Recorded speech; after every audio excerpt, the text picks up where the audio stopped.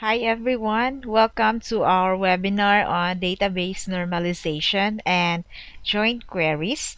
This is Miss Alma May Bernales Oxtero, your speaker in this webinar. And I hope that you will learn something in this webinar. So this will be my presentation outline. And the reason why we have this webinar on database normalization and joint queries is that for a few years, one of the most common problems of students' research projects is that their tables are not normalized. We were not able to discuss these two important topics during our database class due to class disruptions brought about by the pandemic. So in this webinar, we aim to review about basic database concepts, then perform database normalization, and also formulate joint queries for reports of your system. So before we start with my discussion, may I request everyone to please type in the comment box some buzzwords or some words that you recall in our database class, and I will give you about 50 seconds for that.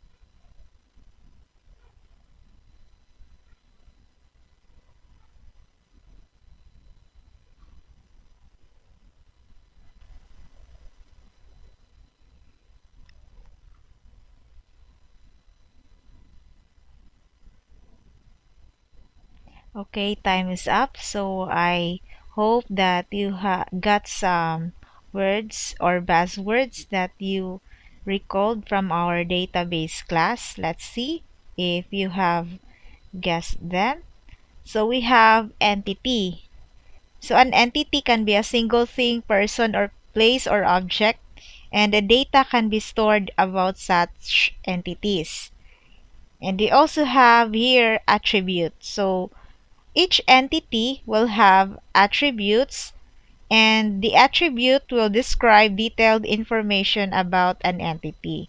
For example, we have a student entity, and that entity can have name, age, course, year level as attributes. Okay, so we also have relationships. So relationships show how entities in a database relate to each other. Okay, so we also have data modeling. Okay, so this occurs at three levels. First, conceptual design. So in conceptual design, we have entities and their relationships. So we model them through ER diagram or entity relationship diagrams. And we also have the logical design. So our conceptual design was added with attributes and primary keys. And lastly, we have the physical design in which the attributes have already their data type. And also in this step, we have our normalization. Okay, so the entity relationship diagrams are tools in modeling a database. Okay, so as discussed earlier, another thing that we need to remember in our database class are the rules in determining entities. So rule number one, every entity type should be important in its own right within the problem domain. Okay, so the example for this is an address. This is usually a property of another object type like vendor, customer, or company. So in a sales system, for example, its existence is less important and not meaningful in its own right within the problem domain. So the address should be modeled as an attribute instead of an entity. Okay, for rule number 2, if an object type or noun has only one property to store, then it is an attribute of another entity type, or else it is an entity type. Okay, example, um, suppose we are modeling the customers of a company and we want to include the city where each customer resides. If the name of the city is its only attribute, then if we follow rule number 2, we model city as an attribute instead of an entity. Kaya diba, the city is where the customer resides. So it's like two nouns. However, since the city has only one attribute, its name, so we cannot model it as an entity. Instead, we model it as an attribute. Okay, rule number 3. If an object has only one data instance, then do not model as an entity type. For example, if you create a system for or a database system for a university, so it's only one university, we do not need to have the university as our entity since it's only one instance. Okay? Or if we have a sales system for a store and it's for only one store, the system is only applicable for one store, so we cannot model the store as an entity. Okay, I hope you got it. Our last rule is if a relationship needs to have a unique identifier, then model it as an entity type. Okay, for example, we have customer orders products. So, customer is an entity and is related by products by the relationship order. So, since order in a sales system, an order is unique, so it will have a unique identifier. So, it will need to be modeled as an entity type instead of an attribute. Okay? So, that's all for the rules in determining entities. Now we go on to the classes of attributes. Okay, so first we have the simple attribute and the composite attribute. So a simple attribute cannot be subdivided. For example, marital status, gender. And however, the opposite for simple attribute is the composite attribute. So it can be further subdivided to yield additional attributes. For example, name. So your name will have first name, middle name, and last name. Another example is address. So an address is can be subdivided into street, city, or municipality, and then province. Okay, another attribute or class of attribute is the derived attribute. So it is not physically stored within the database. Instead, it is derived by using an algorithm. Okay, so an example for this is your age. So we do not have to place or store the age in the system. Instead, we store its or the person's birthday so we can calculate the age at the current time. Okay, so that's example of a derived attribute. Something or an attribute that will be calculated based on the data that is stored in the database. So no need to store that attribute in the database. Another is single valued attribute. So this is opposite to multi-valued attribute. So this means that it can only have one or a single value. So example, a person can only have one social security number. And single valued attribute is not necessarily simple attributes. Lastly, we have multi-valued attributes. So we can have many values. For example, a person can have several college degrees or can have several phone numbers.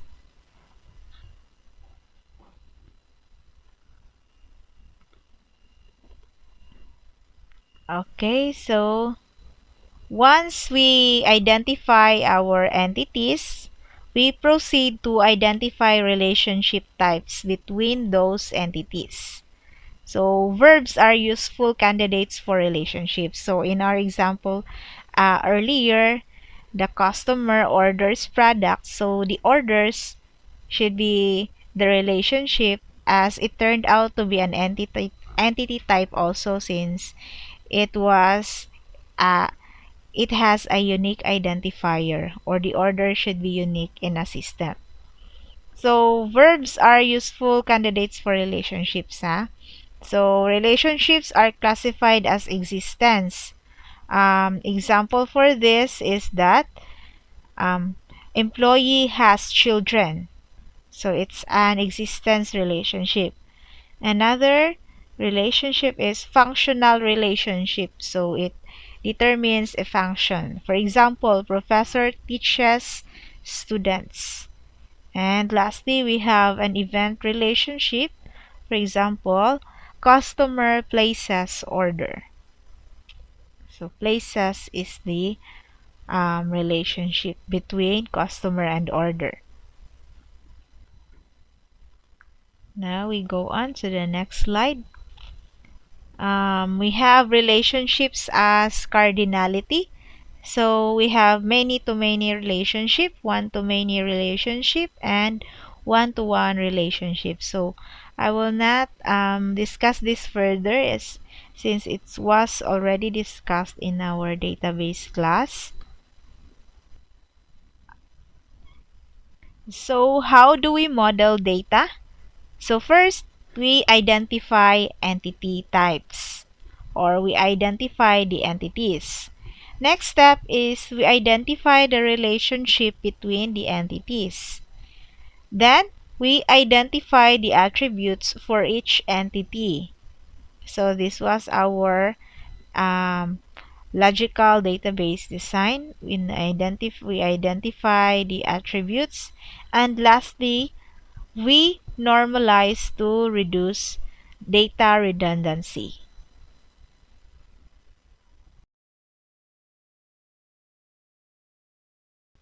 So what is database normalization? So database normalization is a process used for data modeling. So it's still a data modeling task.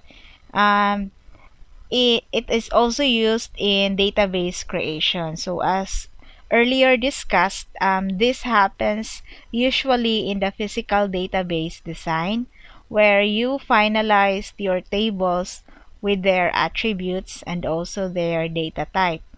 But the focus of data normalization is the arrangement of attributes in each entity. So um, this is conducted or performed so that it can be added and updated, or your data can be added and updated efficiently. So other reasons why we use or we normalize a database is for accuracy. This means that in normalization, we can ensure that the data that is stored in our database is accurate, and it also saves storage space, meaning lesser ang size sa data nga ma-store sa database. And lastly, it can prevent data anomalies, which will be discussed later. So these are data anomalies, or an error or inconsistency that may result when a user attempts to update a table or add something or delete something, and the table contains a redundant data since it's not normalized. So we have three types of anomaly: insert, update, and delete. So example, in this table we have our student names, the fees a student has paid, and the classes a student is taking, if any. So this is an example of a table, and this table is not normalized. Okay, so we will try to check the different types of anomalies that can happen in an unnormalized table. So first, this insert anomaly happens when we try to insert a record into this table without knowing all the data we need to know. For example, we have our last record here is Dominic Salve. So we would want to add this new row. However, since the student has not yet enrolled for any subject, since it is his first time to apply, so he just needed to send his requirements and got his name enrolled in the database, but not the subjects. So in this example, we have an insert anomaly since some of the columns do not have data when we try to insert a new record. So that record would become incomplete. Next example is an update anomaly, which happens when we want to update data. And we update some of the data but not the other data. So if we try to go back here, we have for Susan Johnson, we have marketing management. And we want to change this into sales management. So what would happen is that we will need to search for the subjects that have data, say marketing management. Now what would happen if our database would have many rows here? For example, in our university we have more than 1,000 students, so we will search for each column and row for marketing management and update it. So this would um, provide, or this would have a risk that we miss out on a value, which would cause some issues. So there's a chance that any row that have marketing management would not be updated into sales management in case there are instances that a subject description is changed into something new. So there are instances like that. So in an unnormalized table, we will have this type of risk, which is the update anomaly. And lastly, we have the delete anomaly. So this happens when we want to delete data from the table, but we end up deleting more than what we intended. So example here is Susan Johnson quits and her records need to be deleted from the system. We could delete her row, but if we delete this row, we lose the record of her classes because it's not stored anywhere else. The same can be said for the BSOA course. So once a student would want to transfer to another school, so her data would be deleted.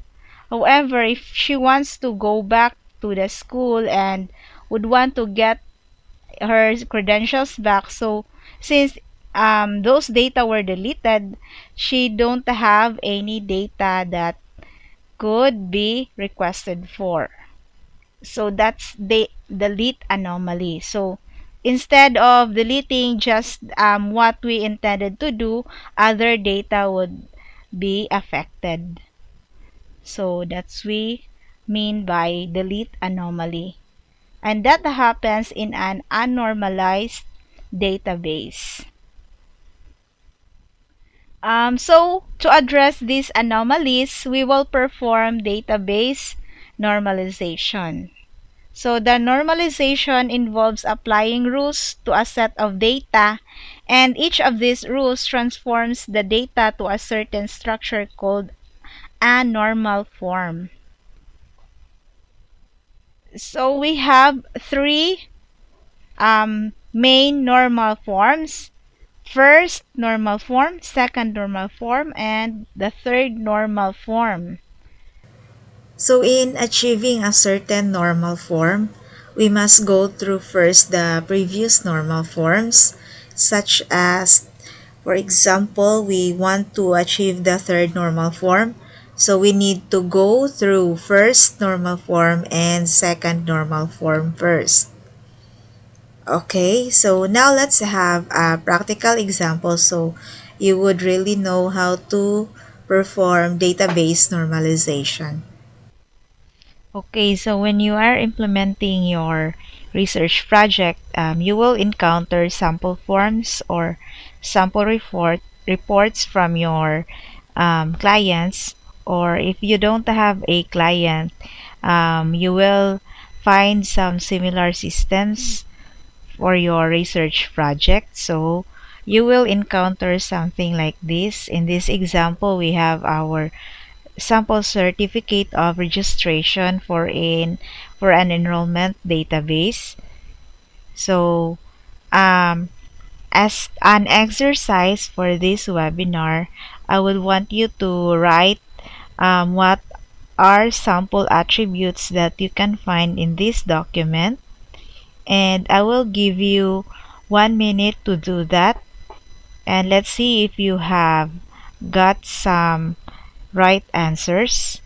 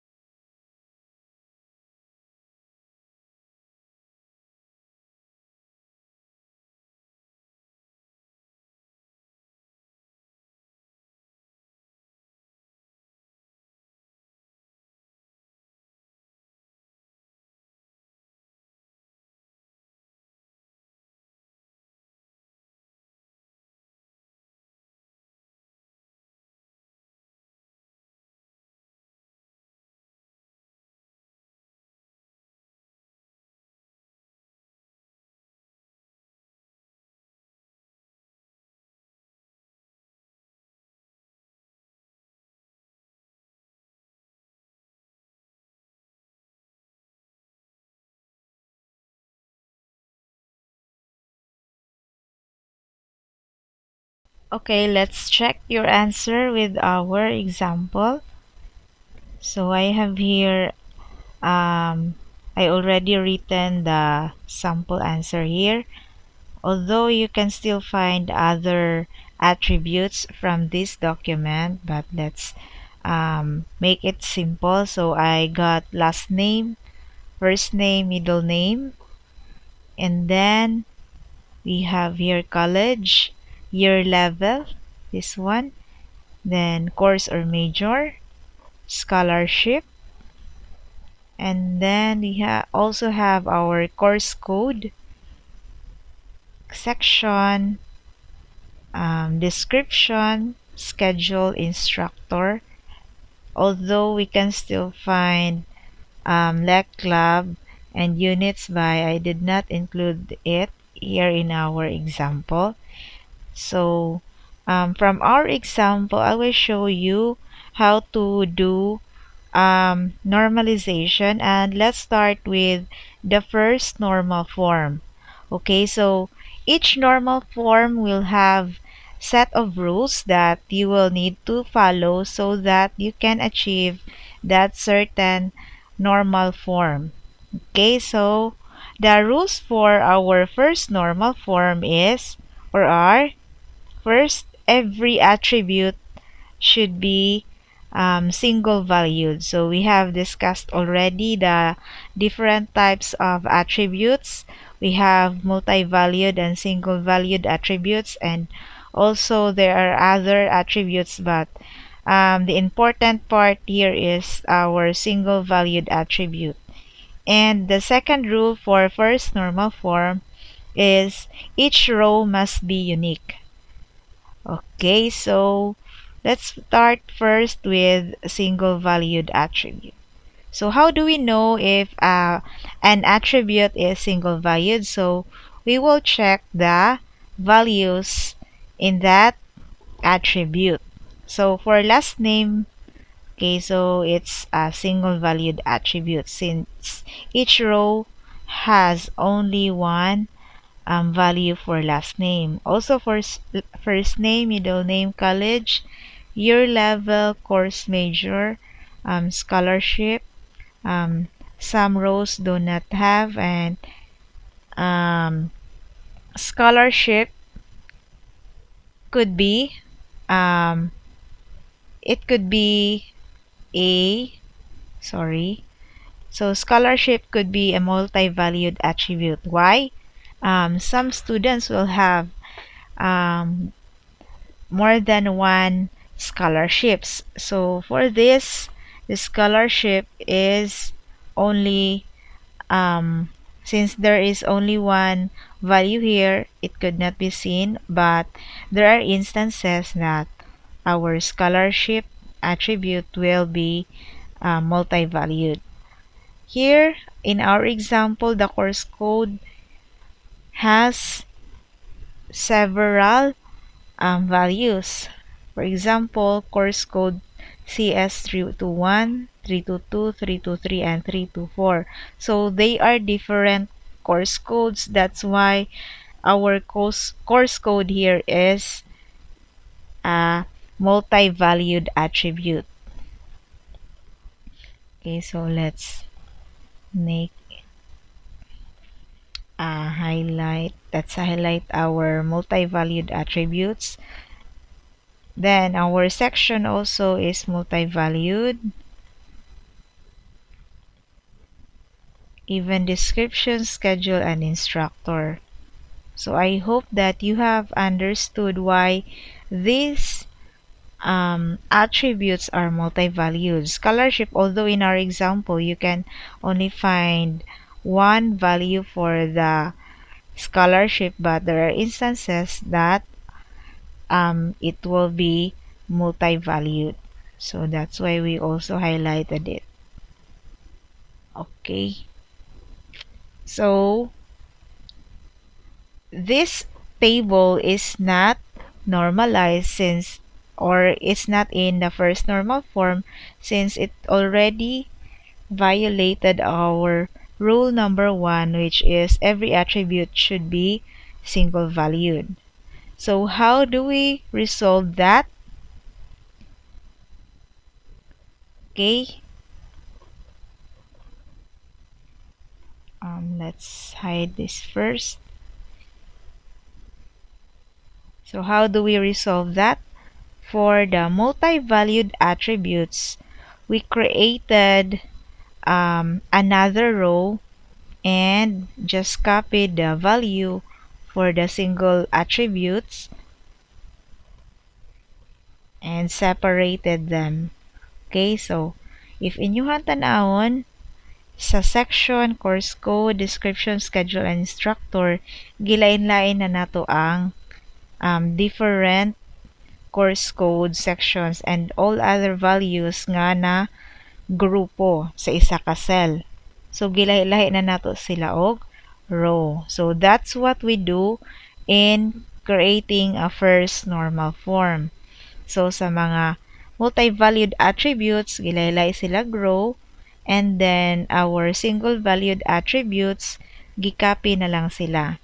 So for example, for Panera Junicia Macas, ang iyahang upat ka course codes, gilahi-lahi na sila.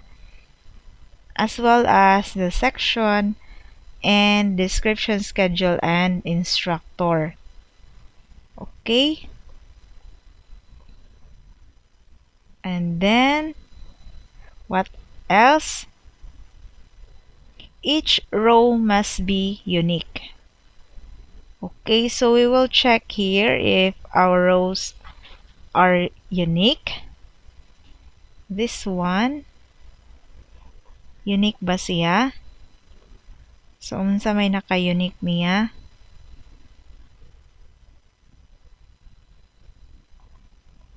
Okay, unique ra siya. So, kana, unique ra gihapon. And then, So um, there are no rows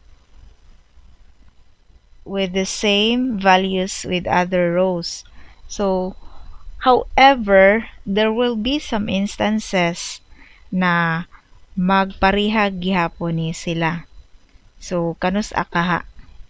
What if naay pareha nga panera Junesia makas nga sitas komsay nga ang iyahang course niya fourth year.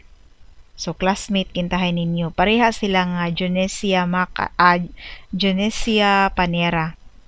So let's also think of possible instances. So dili ra sa example mo magtan-aw. So inyo hasang i-anticipate possible kaha nga mahitabo ni. So possible kaha nga ma-violate gihapon ning rule number 2. So there will be instances kay kung pareha silag pangan and then classmate, so naa jud chance nga maparihan naay ma-violate ning each row must be unique, meaning naay magkapariha nga row. So how do we do that? Pwede nato nga butangan og ID number si student. So mo na tangan nato na siya student ID para mahibaw-an nga kana siya 1, 2, 2, 3, 1 para naan ang tawhana. So for example, ug naa kay lain nga tawo nga pareha og pangan, sorry, if naay same og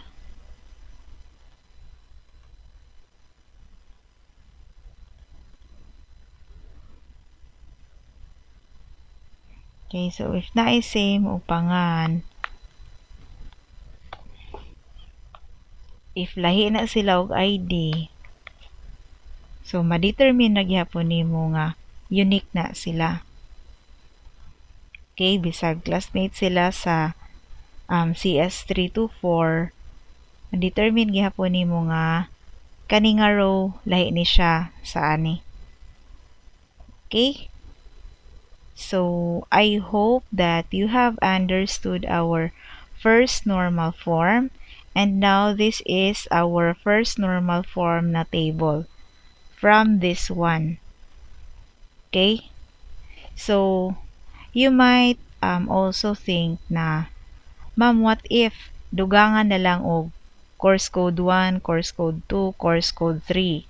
So, if you recall our previous discussion, nakita gihapon nato ganina sa mga anomalies nga if inganaon nato na course code 1, course code 2, course code 3, naagihapoy mahitabo na insert anomaly or delete and update anomaly um, in that strategy. That's why nga ang gibuhat nato gilahi-lahi na lang og row ang mga cells nga daghan og values or multi-valued. Okay, so from our first normal form table, we will convert this into second normal form table. So, what is the rule for second normal form? There should be no partial dependency. Okay, so let's discuss first what is dependency. So, ang pasabutan ng dependency, let's ask for each attribute kung ang isa ka attribute dependent ba sa ato ang primary key. Okay, so asa may atong primary key um, ani nga table. Okay, let's determine first asa may primary key ani nila. So, a primary key, mo na siya nag-determine nga unique na siya nga row. However, there are instances nga pwede daghan nga columns ang mag-consist sa primary key. And this is part of that instance So ato ang primary key ani nga mag-determine nga unique na siya kay kaning student ID, course code, and also section. Kay ngano, mura ni siya misod og klase, ay mura isa ka klasihan. So each student is unique sa isa ka klase, di ba? So mo na ay student ID.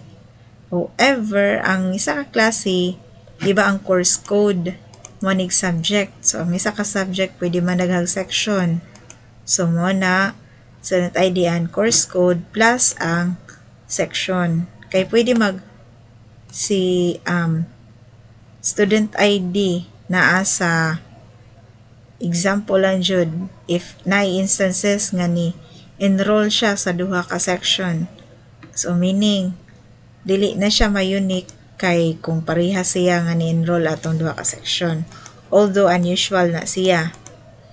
So ato ang buhaton, course code, section, and student ID mo ni sila nag-determine nga unique ang isa ka row. Okay?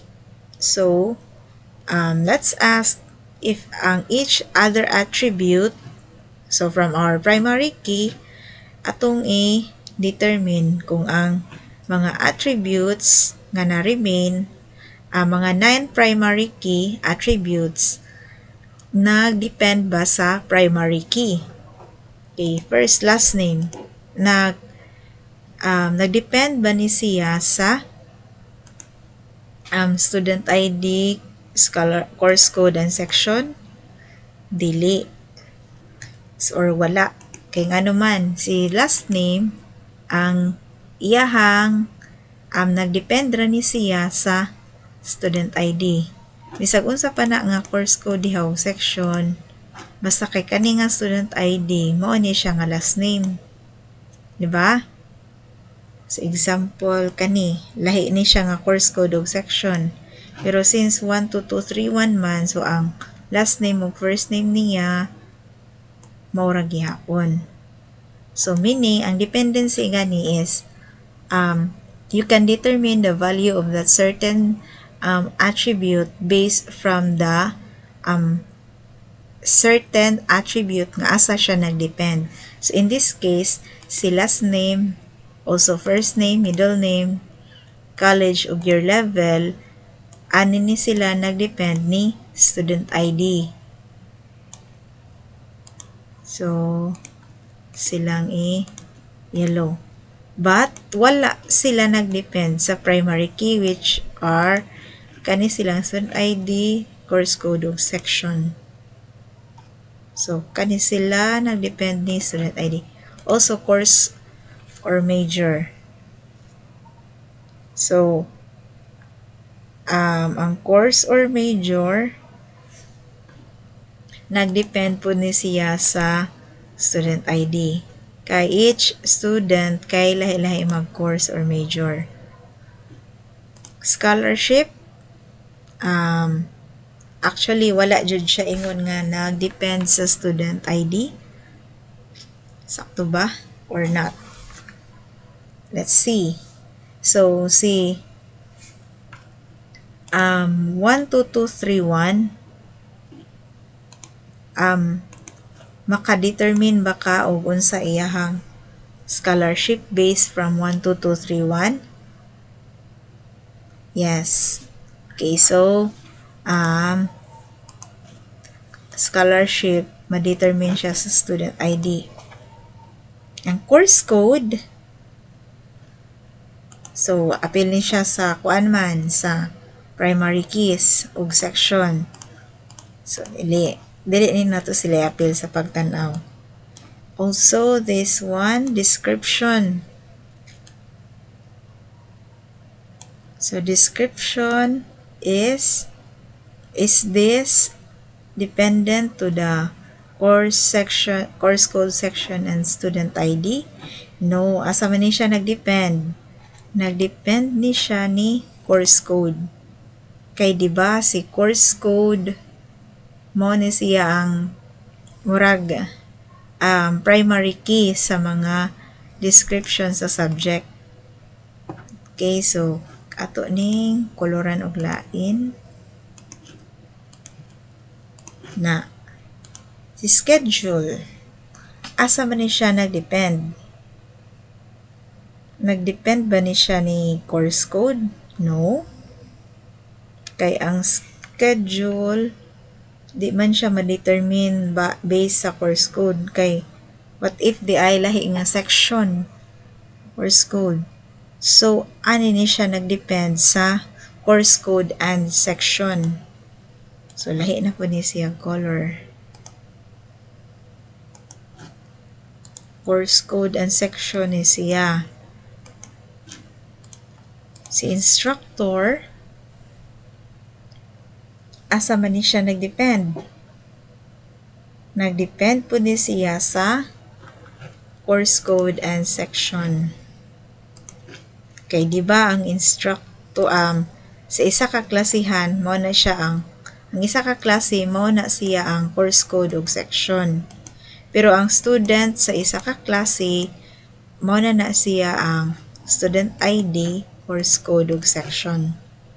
So si instructor pwede man lahi-lahi og instructor sa same nga course code pero lahi nga section. Okay? So, ang instructor, nagdepend na siya sa course code and section. So, mo na siya ang mga dependencies. So, meaning, if ang isa ka attribute wala nagdepend sa primary key, so in this case, ani nga table, ang primary key na to, course code section and student ID, meaning, partially dependent na siya sa primary key. So, meaning, ato na silang bungkagon para ma-resolve ning rule na there should be no partial dependency. Okay, so from this table, ato ni siyang lahion ang student kani siyang mga attributes nga nagdepend sa isa ka primary key. Okay, so kani student ID to scholarship, isa ni sila ka table that would be the student table. So our table will now look like this. Okay, so mo na siya to ang student table. So since gilahi na nato, wala na ni sila nagbalik-balik from this. Diba? So kani siya, kas-an na lang ni siya ni appear diri sa student table. So this one. And then next is kani silang duha. Since the description is dependent on course code, so ilahi ni sila. So mao na ni siyang course code and then description. Okay? So this will be now our primary key, course code, ani is the student ID. And lastly, so from this, ang course code ug section ang primary key, and then ang dependents are schedule and instructor. So lahi na po ni sila nga table, kanina ka green, course code and section, then schedule instructor. So that will be our second normal form tables. So natay course, class, and student table. So from one table, nahimo na silang tulo. Okay, so we cannot do the second normal form without first performing our first normal form. Kaya diba ang kanisiya nga table is from our first normal form. And then we converted it into a second normal form tables. Okay, so now let's proceed to our third normal form. Okay, so before we proceed with our third normal form, napaday tayo nalimta na isa ka table since from this table, di ba, naamantay data ani on what classes or sections the student enrolled or is attending to. So we need to also have um, ang student ID asa man siyang class ni eskwela or ni attend. So we have here our student class table, and then for this one we have our assignment ID, and we will have to add here class ID.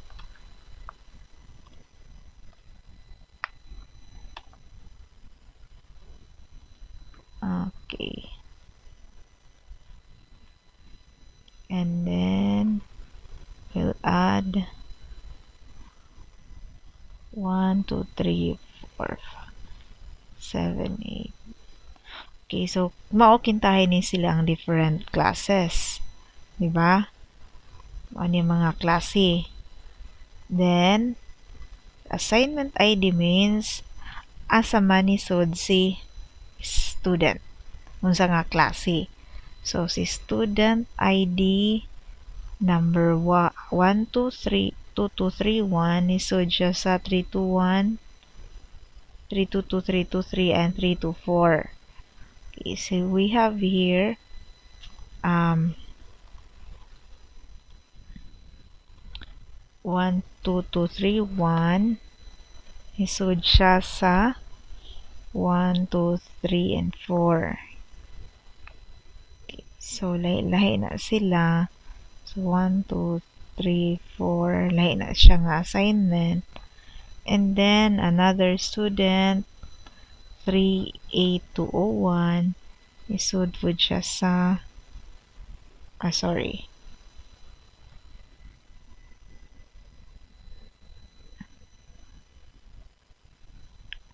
kaning 1 2 3 4 nga class.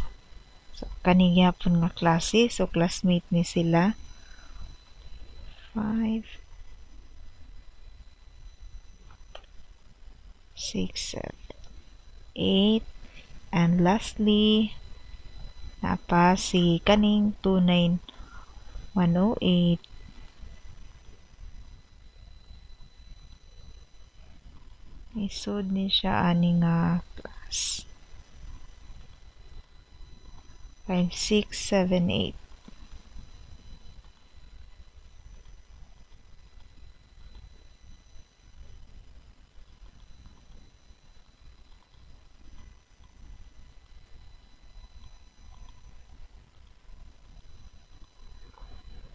Okay, so mao ni siya ang data nato, meaning si student ID 12231 isod sa CS 2321 322 323 and 324.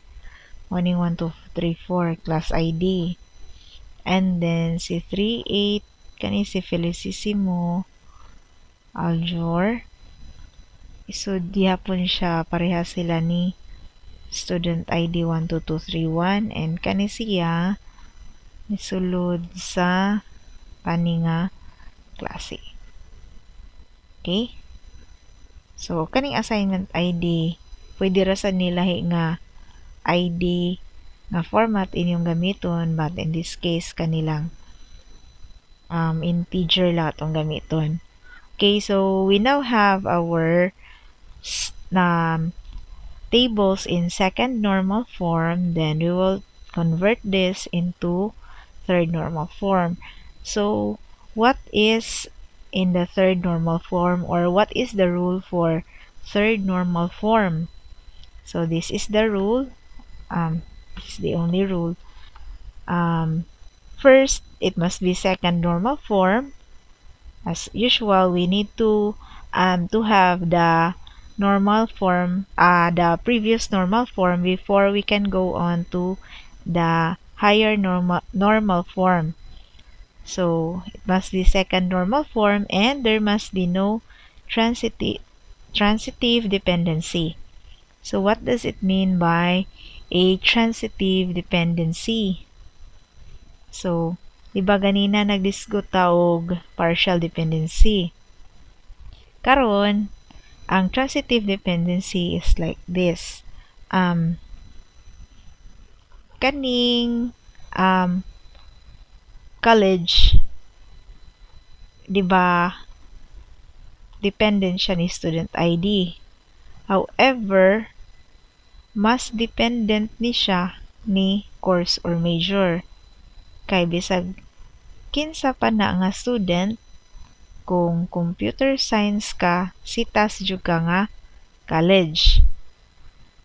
Okay, so meaning ang transitive dependency, indirectly ra siya nga dependent sa primary key. In this case, sa kani nga table, atong primary key is the student ID.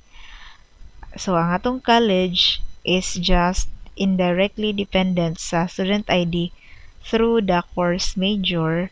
So, mao na siya nga transitive dependency. So, so we need to remove that para makuha nato ang third normal form. So, sa may mahitabo, from this table, mahimo na siyang this one, course or major. Ano na lang. And then, sa lahi na po na table, courses, na table, course name,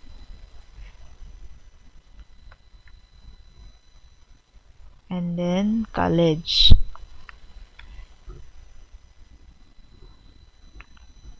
So, for course name, computer science,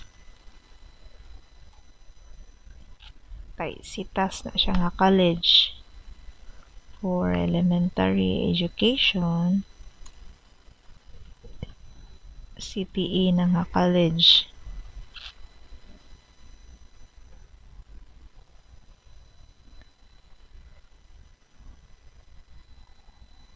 Okay, so mao na siya. Gilahi na siya kay si college transitive dependent sa student ID. Okay. Please take a look if naa pa bay lain nga transitive dependent.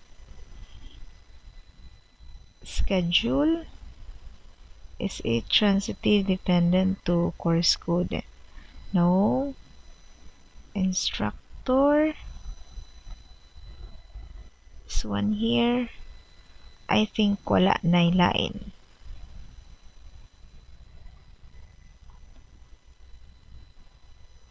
Okay, so maura na siya. So this table kani siya together with other tables kanina. So mo na sila naka third normal form na. Kani in third normal form, and these tables third normal form na kay wala na may transitive dependent na attribute. Okay, so actually naapay sunod nga normal form after sa third normal form, but in this webinar we will just tackle until third normal form, and that will be the end for the normalization. And in the next few minutes we will have our join queries na. Okay, so just take a 5-minute break and continue in watching this video.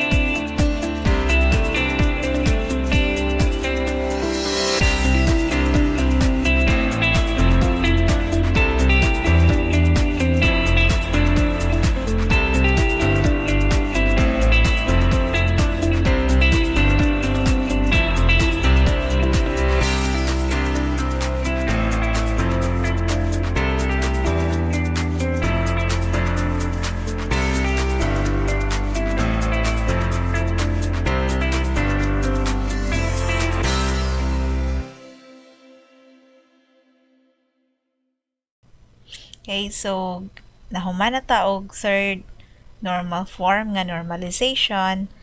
We will use our normalized tables in our example in join queries. Okay, so before ta mag-discuss sa join queries, maghimo sa tadaan og table sa MySQL Workbench. So, arita sa File, New Model, and then we have Add Diagram.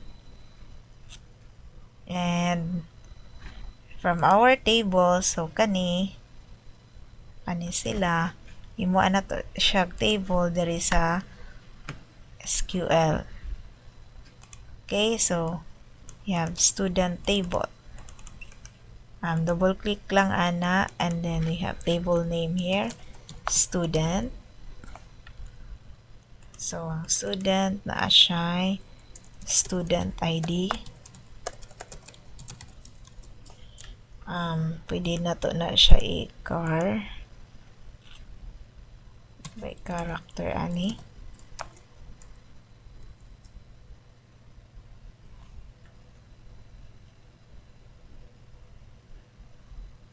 And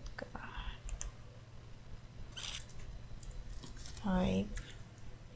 Primary key, not null. Kani siya is unique index. Dili na need kay primary key naman siya. Binary column, dili. Unsigned, dili. Dili ni siya. Auto increment, dili sad. Generic. Okay. Next. Mo nating basihan sa atong table. Kaninang naka third normalized table. Last name, first name, middle name. Last name. Dili na siya primary key. Not null. Ang primary key ganiha kay meaning ana walay dapat kapareha nga value sa any row sa atuang table. So ang last name pwede man na mga magkapareha og last name, so dili na siya ay primary key. Ato lang na butangan nga not null kay para i-require siya nga butangan og value. Then first name, dapat not null sa na siya. Sorry. And then na-erase na wala. Student first name. Sorry, not null yung first name. Middle name. Okay, so dili ni siya i-require ang middle name since naay ubang tao nga walay middle name. Sa pailain, course or major. Course lang ito ibutan diha. Not null. And then the scholarship. Actually, kaning scholarship, possible ni nga multi-valued no, pero at sa kaning nga case, ato lang siyang giipon sa student. Okay? Pwedeng walay scholarship, and all other here is okay na siya. So, na natay student table. Now, let's create a course table. Okay, course table.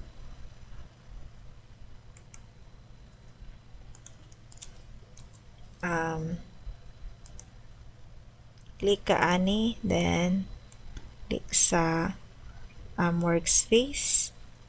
Then let's name this as course. Sa course name, primary key niya, varchar na siya.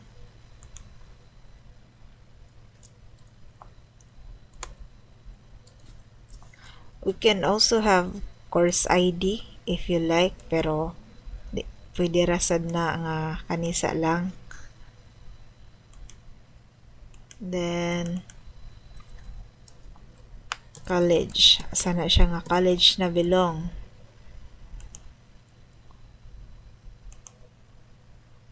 i-model na siya. Delete this one. Sorry.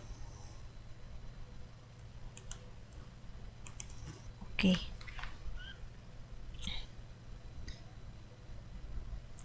So, since our course name is connected to student table, ato na siyang himuan og foreign key diri sa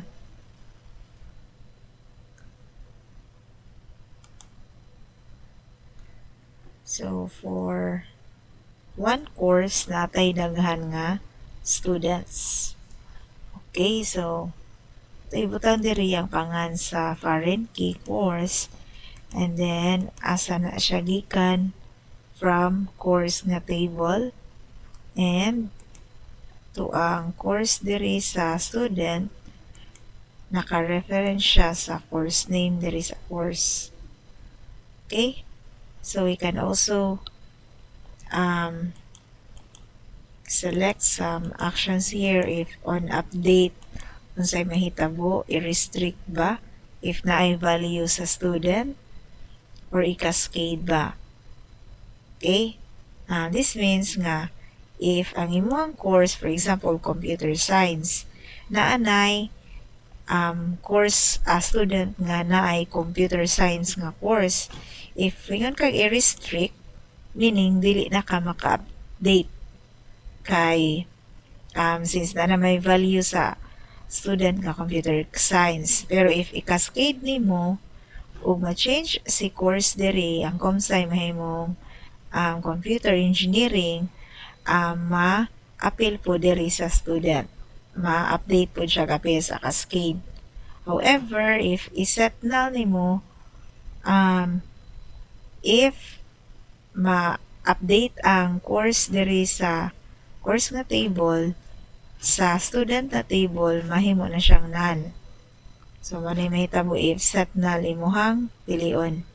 And no action, meaning if naay mausab diri, wala ray mausab sa student table.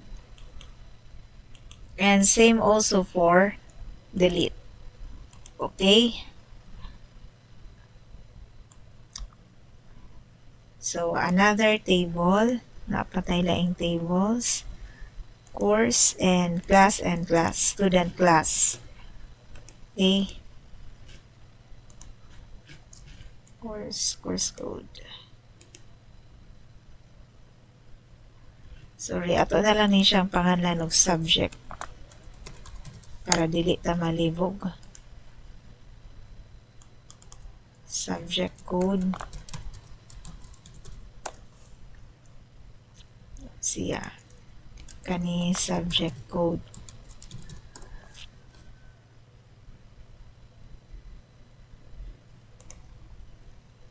I-array sa ta sa subject.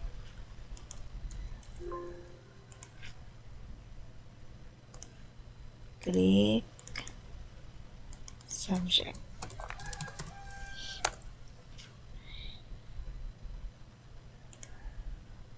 Array ta sa columns. Tay code varchar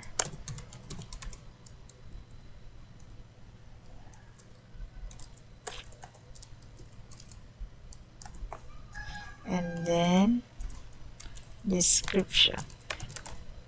Pwede pa ta mag-add sa isa ka subject, pilay ang units for lecture, for lab, and so on.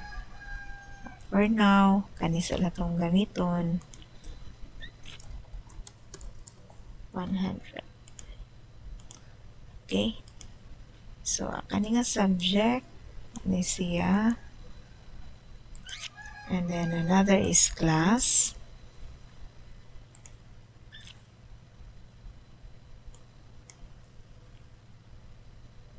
Okay, another table here, class.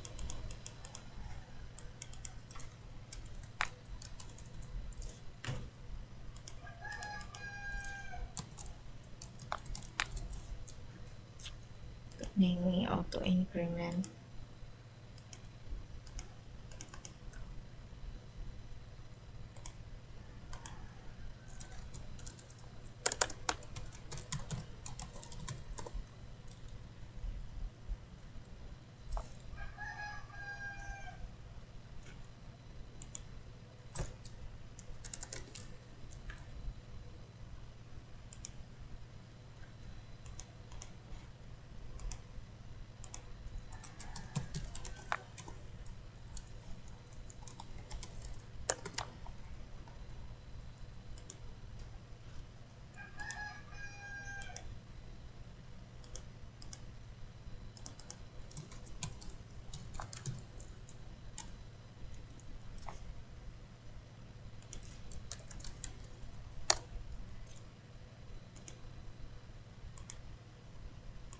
instructor.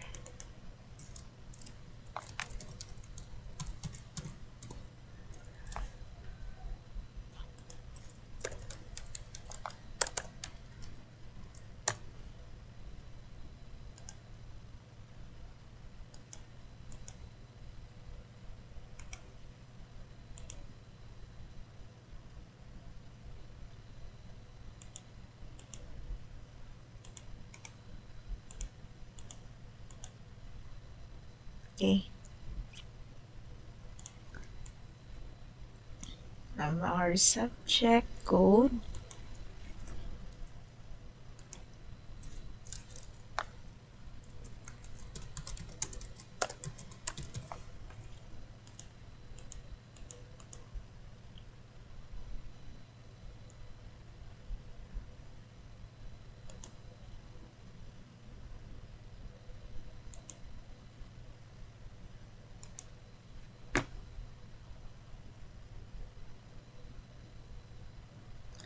Okay.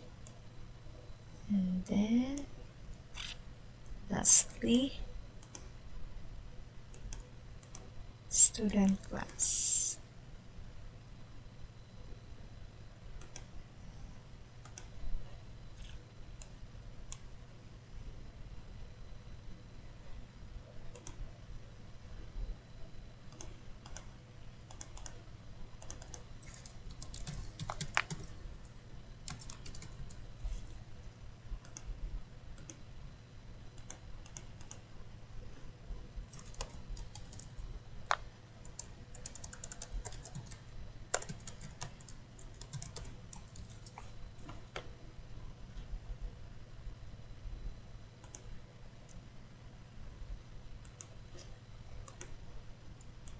Student ID.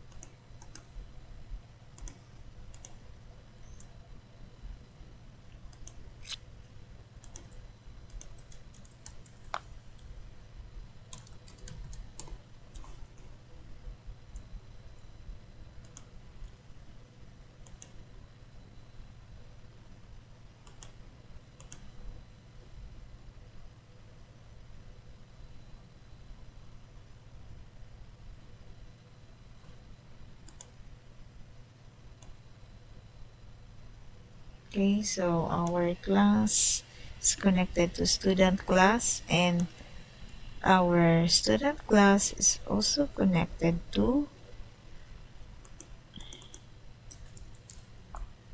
student.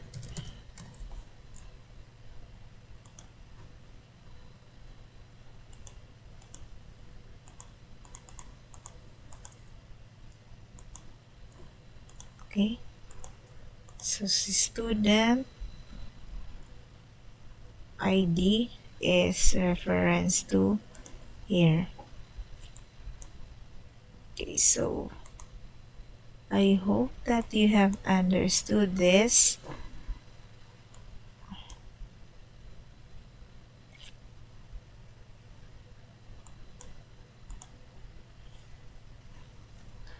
Okay, so this is now our ER diagram. Let's describe our diagram, di ba?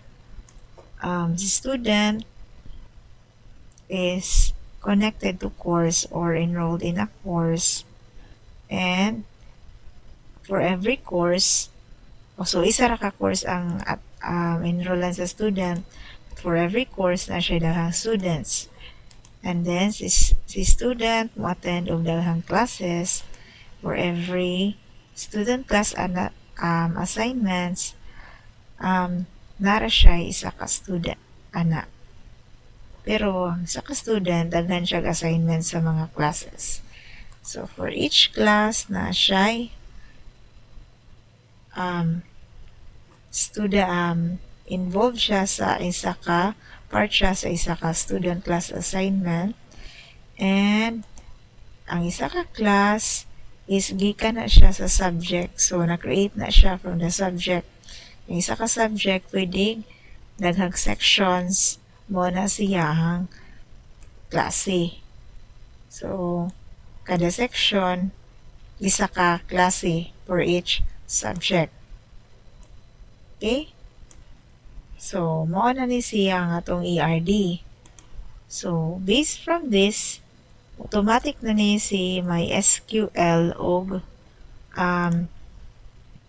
himo og table sa ato ang database. Okay, so naa na ni sila na mga tables ani.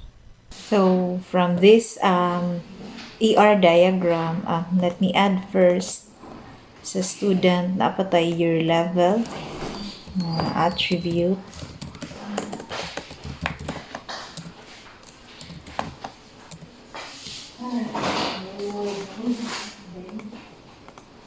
Okay, so that will be for that ER diagram. So from here, we will insert some data into our database using our CSV file. So as you have recalled in our database class, I taught you on how to prepare some data using Excel and then format it using CSV. So you can use that data to import into your database. So for example, I have here our student table which has student ID, last name, first name, middle name, course, scholarship, and year level. We will copy the data and paste it into a CSV file. Okay, so this is a CSV file, student.csv. After that, let's double click on student table, then click inserts. Then we have here import records from an external file. So let's insert that record. So we already have here our data from the CSV file. So imagine if you already have data, a lot of data for your tables, you can import them using CSV. No need to create scripts for them since you can import using MySQL Workbench. And I also prepared the data for other tables so we can immediately use them in our join query later.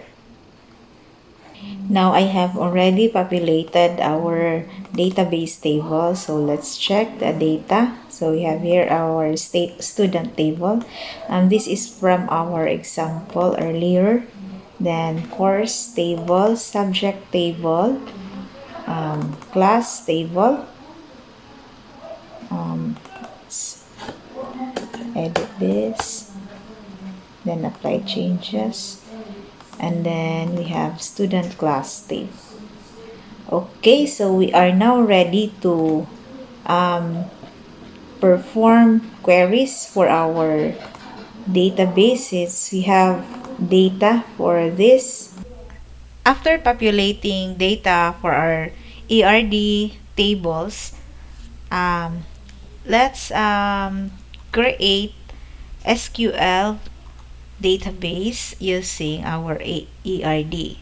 So in this wizard, we check generate insert statements for tables, and since we already have our data there, then type in your password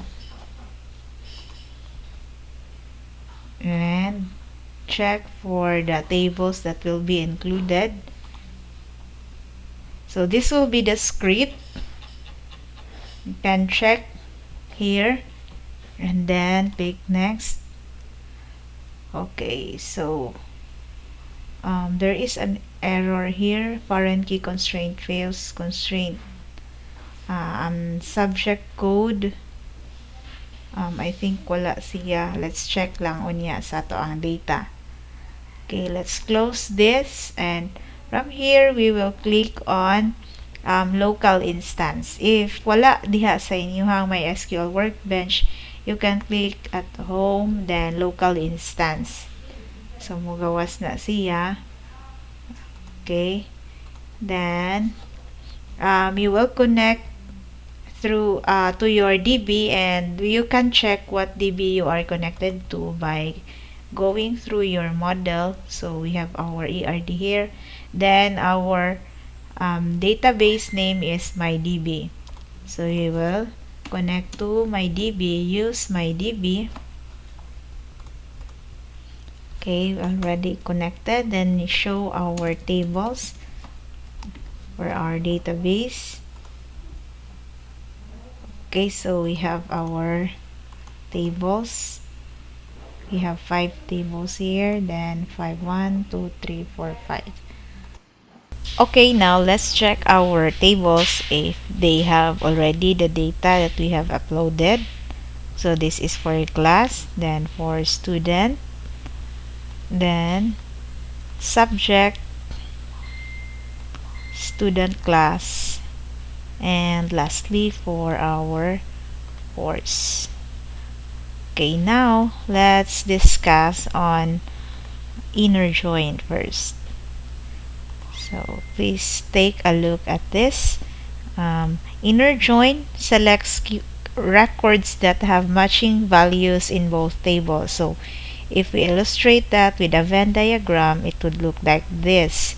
The data that intersects in both tables represented by the green. So that will be the result for the inner join. So our syntax is select the column names, then from table 1 inner join with table 2 on table 1 that column name equals table 2 that column name. So this means that these two tables, table 1 and 2, are joined like this, and then the on clause determines what attributes link the two tables together. So what do we need to find in another table so that we can find the link for table 1? So for example, we want to have for our subject. Okay, let's show the subject. Okay, so a subject code and description for subject. Then in our class table, we have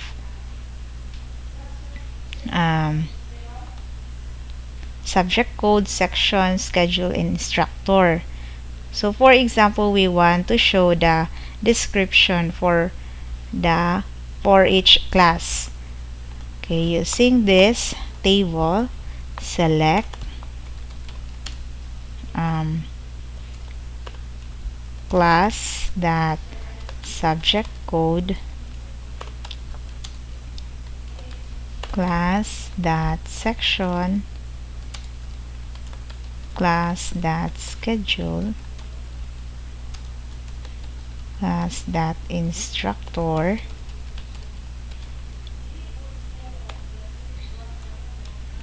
from what? From class. We also include the subject that description here.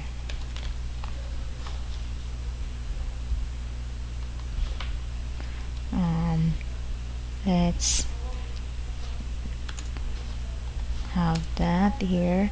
So from class, that is the table name for table 1, then inner join another table that is the subject. Sorry, we have duplicate comma here. Subject, then in the on clause, what connects the two tables is the subject code, since the subject code in our class is connected to the subject code in our subject table. On subject, that subject code equals class that subject code.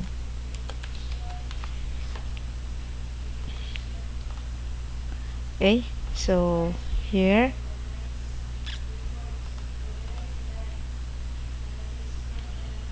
you can also select in our, since our class has a lot of data here, we have a lot of data or not. Okay, so our data is unique. So subject code 321, 322, 323, and 324, then EDO 579 and PE4. Okay, so that is for inner join. So since everything in our subject, um, no, everything in our class um, table has data on the subject table. Take a look at this subject. So this one and this one, since everything has data, so everything was displayed for this query. However, there are instances that some data may not be present in the other table. For example, in our subject code, example here, let's have an example for the table subject. Let's add another data such as CS 3 to 5. I think it's let's have logic circuits, for example.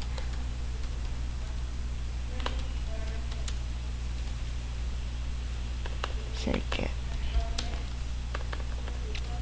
and design. Okay, let's apply. So for example, we want to inner join these two. If we take a look at that, our CS325 is not shown here since that subject code is not present in the class table. We check it. So CS325 is not present in the class table. That is why it does not appear in our query, in our inner join query. Okay, another example for let's have left join. Now let's discuss on left join. So the left join keyword returns all records from the left table and the matching records from the right table, and the result is zero records from the right side if there is no match. So this is the illustration for left join. We have our left table, that is table 1, and our right table, that is table 2. So every data that is from the left table will be displayed even if there is no corresponding data for our table 2 or the right table. Okay, so let's have an example for left join. So going back to our example here, or our data here in subject table, so we have CS325. So this subject code is not present in our class table, this one. So there is no CS325 here. So let's try to create a left join here. So instead of class here, let's have subject as our left table, then class as our right table, and then we run this query. So and the result is this. There is no data for our CS325. Sorry, we have this must be subject dot subject code, so that we can display the subject code CS325. Okay, let's try again. Okay, so as you can see, the CS325 is already displayed. Right before that, since we use the class, so there is no corresponding subject code for that in the class table. That is why it was null. So I replaced it with subject code, so the CS325 appeared already. Okay, so that will be for um, left join. So as you can see, we have the left table that is the subject here. This is the first table that is mentioned will be our left table, then the second one will be our right table. So what if this table is also joined with others? So that can happen. So we have to create another left join. So we will do that later. But first, we'll have the right join. Okay, so for our right join, let's have the definition first. Okay, so the right join keyword returns all records from the right table. So this is the opposite of our left join. And the matching records from the left table, that is the table 1, the result is 0 from the left side if there is no match. For example, this will be our illustration.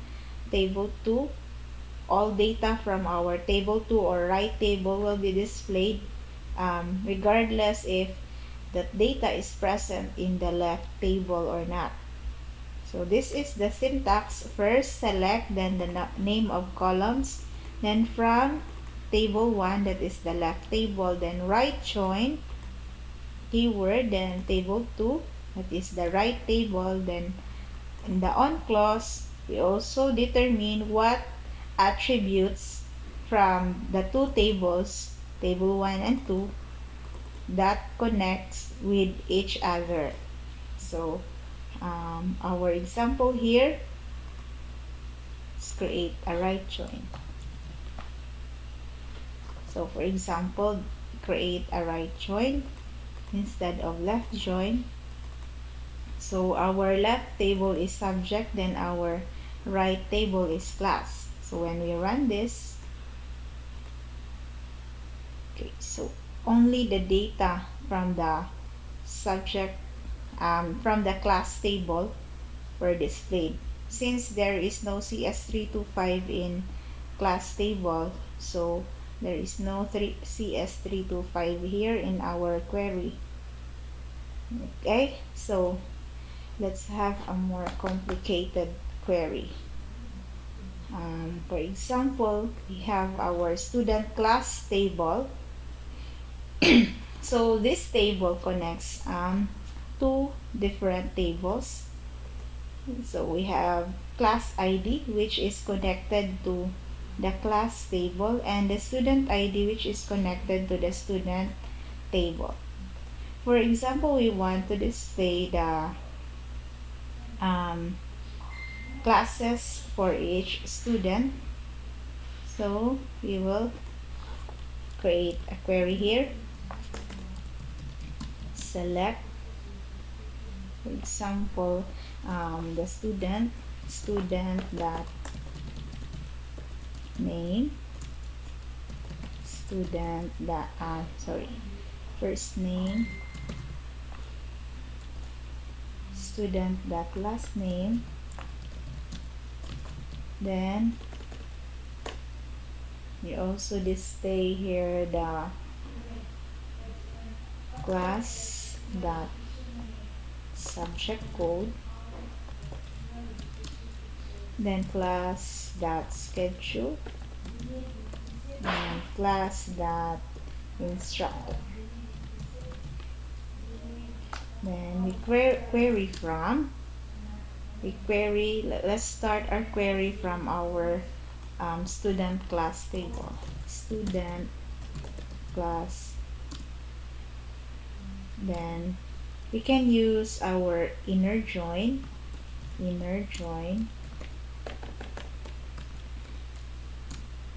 Then let's also use inner join. What another table would we like to join with?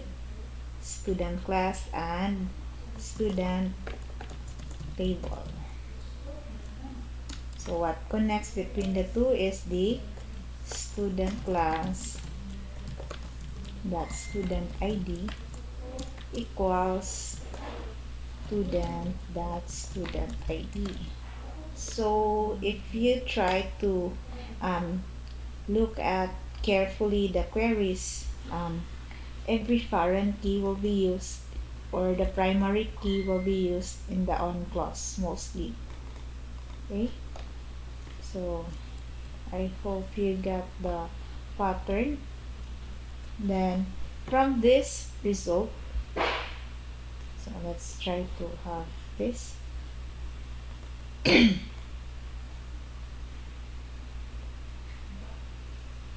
Sorry, we don't have our class yet, so that's why it produced an error. Let's erase this first, or we could have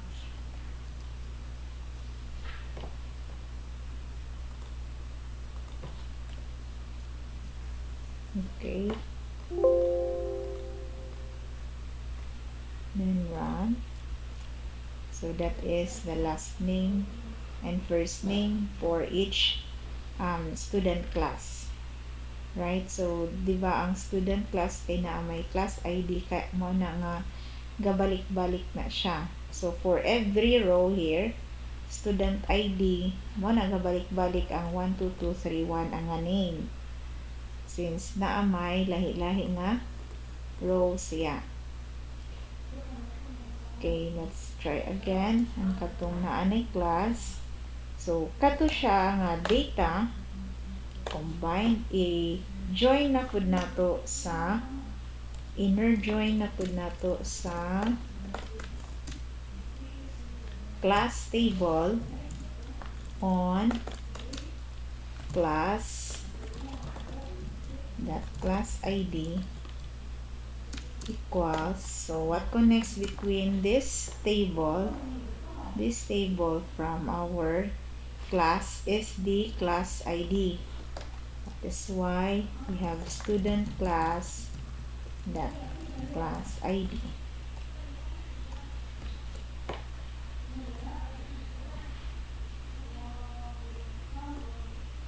Okay, so this will be our result, right? So these rows are for Junesia Panera. How about we say that we want to display only the class schedule of Junesia Panera? So we have let's erase this one, and we'll just have the inner join with class. Then let's add a where clause, where student class equals student that student ID equals 1 2 2 3 1. I think that's 1 2 2 3 1. Let's try. Oh, sorry. Let's try it again. Student class, the class ID is 1, and then where student class, that student ID equals.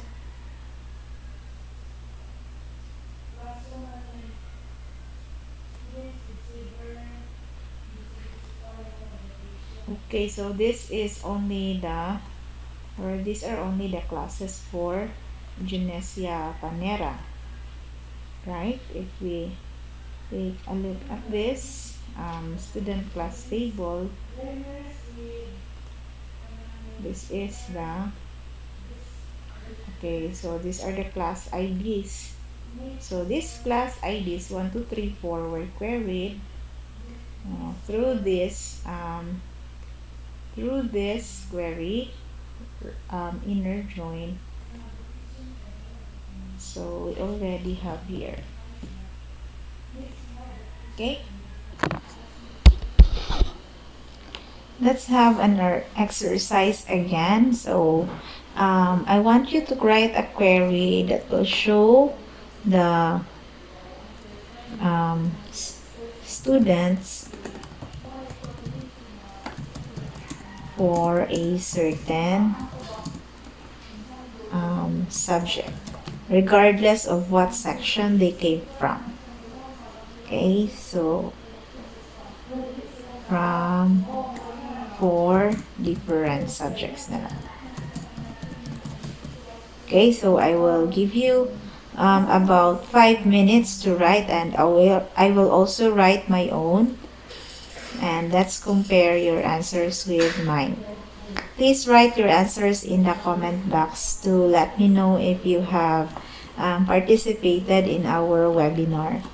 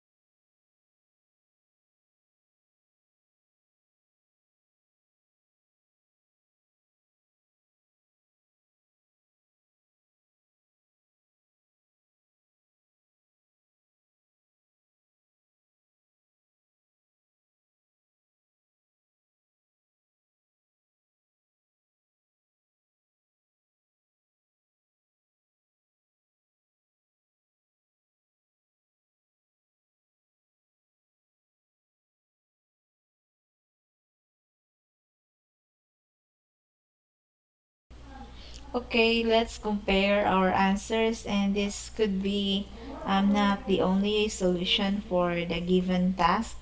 I assume that you could also have another query but with the same result. So this is my query for the requirements, students for different subjects or for all subjects. So I started with subject that subject code and subject that subject description.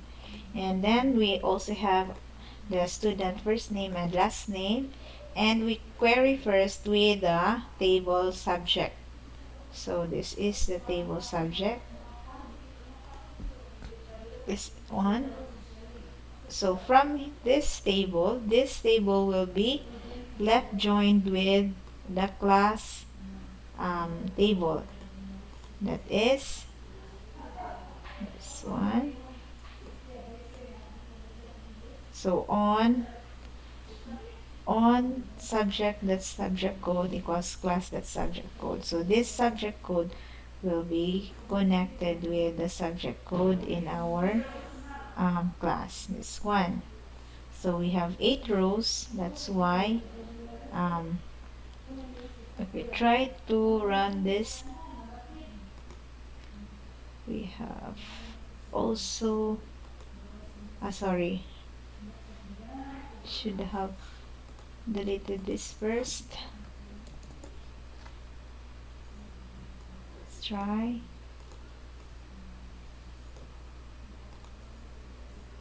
Okay, so this one.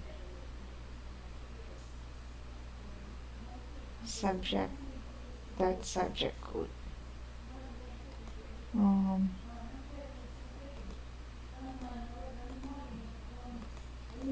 okay. Then this table will be left joined with student class. That is why we have this one. Sorry. Let's erase this first. Subject, that description.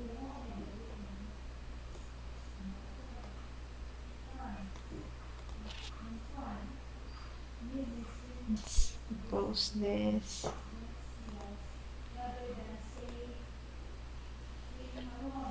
Subject and subject description. Let's include the class ID.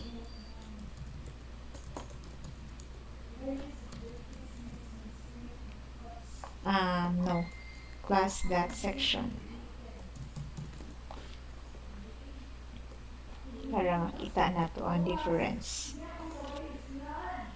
That's why. Okay? So, naa na ang section. And then, if we include this one, mo na nga ato ipakita ang student that first name and student that last name.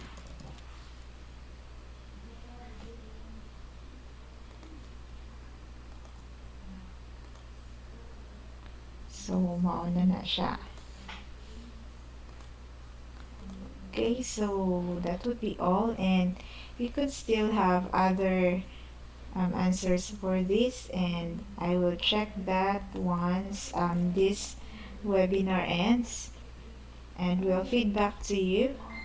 And I hope that you all have participated in this webinar, although this is not live. And that would be all for our discussion on database normalization and join queries. And I hope that you have learned something from this webinar.